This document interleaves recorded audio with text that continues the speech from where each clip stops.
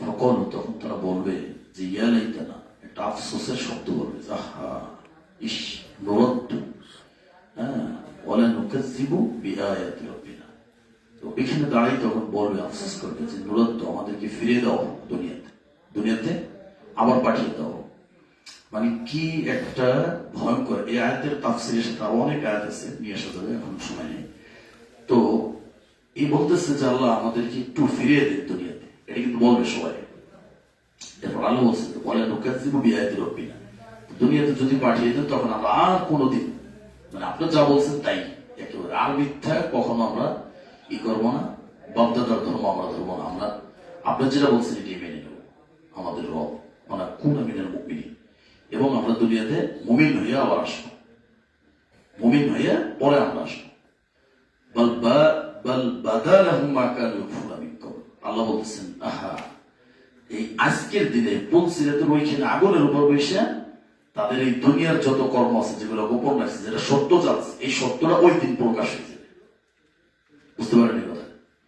দুনিয়াতে সত্য জানার পরে যদি সত্যটা লুকাই রাখি, গোপন রাখি, ভিতরে রাখি, না বলে, তো আল্লাহ যে লাতিফ, মানে উনি যে সূক্ষ্ম জ্ঞানের অধিকারী, উনি যে সবকিছু, যেমন আমার মনের ভিতরে এখন কি আছে আমি কিন্তু অনুভব করেছি, কিন্তু মনের ভিতরে কিন্তু একটা জিনিস এখন বোঝা যাইতেছে, এটা কি বুঝেন আপনি? এটা আল্লাহ বুঝে, এটা আল্লাহ জানে। এটা এই জন্য আল্লাহ বলছে, তুমি মানে কি করতেছো, কি গোপন করতেছো, জানার পরও সেটা তোমার গোপন কিনা, কিসের ভয়ে, কোন মানে কি নিয়ে তুমি সেটা গোপন করতেছো, যেটা তুমি জানো যে এটা সত্য, হক, এটা সঠিক, তারপরে কেন গোপন করতেছো? গোপন করো, কোনো অসুবিধা নেই, কিন্তু আমি তোমার এই চালাকিটা ওই পুলসিরাতের উপর ওইখানে প্রকাশ করে দেবো যে এই জিনিসটা তুমি গোপন রাখছি। প্রকাশ, এই প্রকাশ সম্পর্কে আরো অনেক সূরা জুমারের ভিতরে আরো চমৎকার ভাবে আরো অনেক তাফসীর আছে এটা। এরপরে বলছে ওয়ালাউ রুদ্দু, আল্লাহ বলতেছেন ওয়ালাউ রুদ্দু লাআদু লিমা নুহু আনহু, বলছে তোদেরকে যদি ফিরিয়ে আমি দেই, আল্লাহ বলতেছে দাবি তো করছিস ফিরিয়ে দেবো, যদি দেই লাআদু লিমা নুহু আনহু, যা যা থেকে আমি নিষেধ করছি না, তোরা ঠিক ওইটাই করবি, ওইটা কইলেই আবার আসবি, এটা আমি জানি। এরপর বলছে ওয়াইন্নাহুম লাকাযিবুন, কারণ তোরা মিথ্যাবাদী। আল্লাহ বলতেছেন তোরা মিথ্যাবাদী কেন?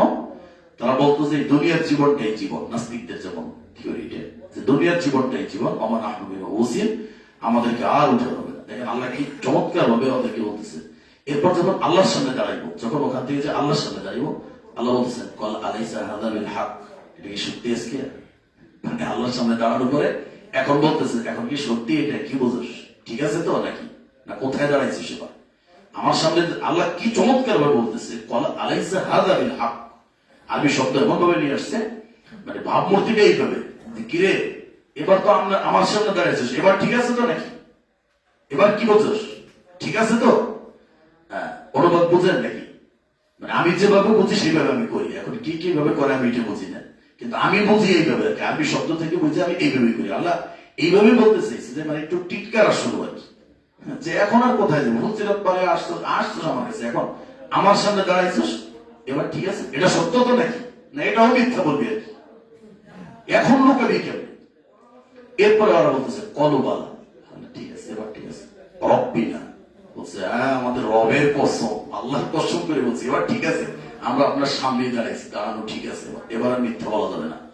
আল্লাহ বলতেছেন কলা ফাজুকুল আযাবা বিমা কুনতুম তাকফুরুন, তাহলে সারা জীবন যে বাপদাদার ধর্ম পালন করে এসেছো, আমি যেটা দিয়েছি সেটা মানুষকে, এখন তার শাস্তি খাওয়া ভোগ করে। কি হবে তখন বলে, ফলাফলটা কি হবে?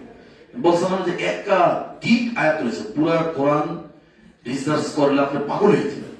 মানে আমার মনে হয় খালি বাপদাদার ধর্ম যারা পালন করে এদের বিরুদ্ধে মনে হয় আয়াতগুলো আসছে, একাধিক আয়াত, আমি না হলে 100-র উপর আয়াত এরকম বের করে দেখাই দেবো।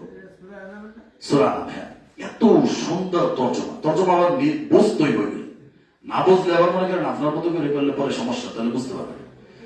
তারপরে আরেকটা আয়াত, সেটা আমাদের জন্য ভয়ঙ্কর, এটা যে অনেক মানুষ আছে দেখেন, যে আমরা যে সময় দেখি যে আমরা পাপ করতে থাকি, তাই না, সবকিছু করি, তারপরে দেখা যায় আমাদের আয় রোজগার ভালোই চলছে, মানে সবকিছু ঠিক মতো চলে, এইটা চমৎকার একটা আয়াত এটা।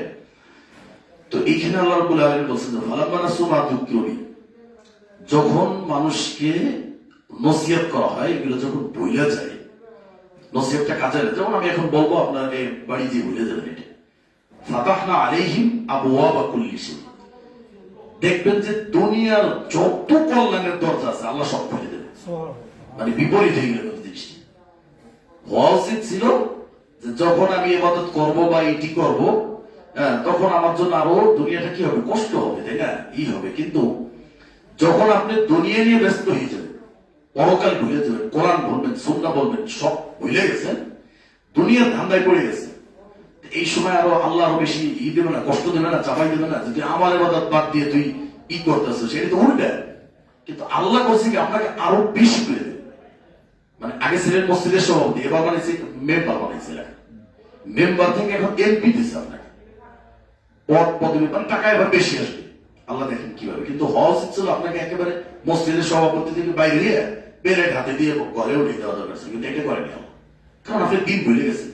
এখন যে ব্যক্তি মেম্বার থেকে এমপি হয়েছে তার অপরাধটা কি বাড়বে না কমবে বলেন তো? এটাই আল্লাহ বলছে যে ফালাম্মা নাসু মা যুক্কিরু বিহি, যখনই তারা আল্লাহকে ভুলে যাবে, যে উপদেশ দেওয়া হয়েছে এটা যখন ভুলে যাবে, ওদেরকে আমি দিন দিন দিন দিন এরপর সংসদে নিয়ে বসাই দেব, দেখি কি হয়। এরপর আল্লাহ বলছে যে হাত্তা ইদা ফারিহু বিমা উতু, এরপর আল্লাহ বলছে যখন এইগুলো নিয়ে তারা আনন্দ ফুর্তি করতে থাকে, বিমা উতু, যা আমি তাদেরকে দিয়েছি, যে এই দেওয়া যে কত কিছু হইতে পারে, বাড়ি গাড়ি ডুপ্লেস ফুপ্লেস ব্যাংক ব্যালেন্স সবকিছু হতে পারে আল্লাহ। কারণ যে চেয়ারম্যান থেকে মেম্বার, মেম্বার থেকে চেয়ারম্যান আর মন্ত্রী হবে, তার কত কোটি টাকা হইবে এটা বুঝে যাবে, কত কিছু হইতে পারে। এরপর আল্লাহ বলছে যে যখনই এভাবে সে ওইগুলো নিয়ে আনন্দ ফুর্তি শুরু করে দেবে, আমার তো কোনো সমস্যাই হয় না। আখাযনাহুম বাগতা, আল্লাহ বলছে হঠাৎ করে আমি তৈরি করবো তাদের, ফাইদাহুম মুবলিসুন, তখন একবারে হায় হতাশ নিরাশ হয়ে যাবে। কি হবে এই সম্পর্কে সূরা ইব্রাহিমের শেষের দিকে এটার তাফসীর অনেক সুন্দরভাবে আল্লাহ এখানে আরো বর্ণনা দিয়েছেন। মানে আয়াত বিল আয়াত তাফসীর, এক আয়াত দিয়ে আর এক আয়াতের তাফসীর, এরকম অনেক তাফসীর আছে। তো এরকম কিছু চমৎকার আয়াত যেগুলো পড়লে খুব ভালো লাগে আর কি। যাই হোক, আলহামদুলিল্লাহ আমার কাছে খুব ভালো লাগছে, তাই আপনাদের কাছে শেয়ার করলাম। আল্লাহ আমাদের বোঝার তৌফিক দান করুন, আমিন। আল্লাহ রাব্বুল আলামিন যেন আমাদের তার নসিহত, তার উপদেশ বাণী আমরা যেন মনে রাখতে পারি। আল্লাহ রাব্বুল আলামিন আমাদের সবাইকে সেই তৌফিক দান করুন, আমিন। আল্লাহ রাব্বুল আলামিন আমাদের কোরআন অনুযায়ী যেন চলার তৌফিক দান করে, কারণ যাকে আল্লাহ রাব্বুল আলামিন কোরআন অনুযায়ী চলার তৌফিক দান করবে সেই একমাত্র সিরাতে মুস্তাকিমের উপর থাকবে।